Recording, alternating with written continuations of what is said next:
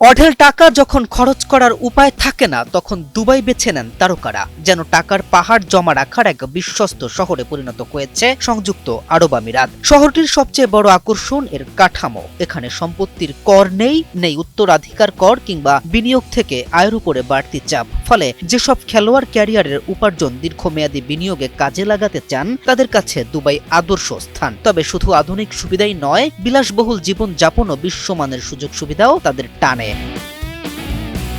Cristiano Ronaldo দুবাইয়ে নিয়মিত অবকাশ যাপন করেন এবং সেখানে বড় অঙ্কের বিনিয়োগও রয়েছে তার। জুমেইরা বে আইল্যান্ডে কোটি ডলার মূল্যের জমি কেনা থেকে শুরু করে ডাউনটাউন এলাকায় রেস্তোরাঁ ব্যবসায় অংশীদারিত্ব সবই তার পোর্টফোলিওতে আছে। বিলাসবহুল পেন্ট হাউস ও আধুনিক স্পোর্টস সুবিধাও তিনি উপভোগ করেন। ডেভিড বেকহাম দম্পতির সম্পত্তি ছড়িয়ে আছে বিশ্বের নানা প্রান্তে। দুবাইও তার ব্যতিক্রম নয়। পাম জুমেইরায় ভিলা ও ব্রুজ খলিফায় অ্যাপার্টমেন্ট তাদের বিলাসী পছন্দের প্রমাণ। নেইমার আবার আরও এক ধাপ এগিয়ে আকাশচুম্বী স্কাই পেন্ট হাউস কিনেছেন, যেখানে ব্যক্তিগত সুইমিং পুল ও গাড়ি ওঠানোর লিফটের মতো সুবিধা থাকবে।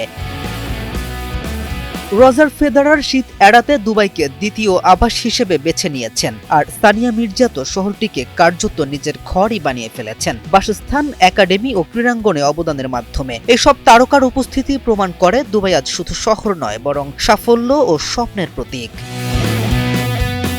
কে এম রাফিন, নিউজ 24।